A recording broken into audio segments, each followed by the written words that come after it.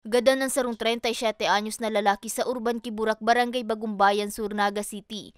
Matapos na pagsasaksakon kan sa iya man sa Nambayawon alas 9 ning banggi kaining Martes, June 25. Binisto ang biktima na si Robert Baladia Irata. Tricycle driver, may live-in partner, residente kan nasambit na lugar.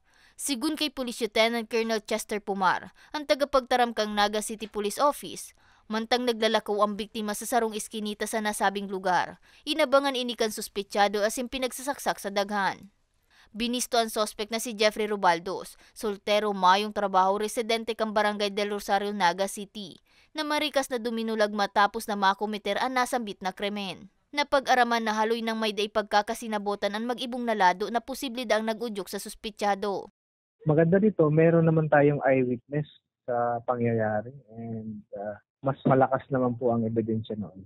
Pasado alas 4 kasuod mang aga kan madakop na ang sospek sa Barangay Pulpug, Bula, Camarines Sur. Day naman na-recover pa kan otoridad ang ginamit na panaksak kan sospek. Pinakamaganda niyan, kung may mga problema kayo sa barangay na nagsimula sa maliit, ay sana maayos na agad sa barangay.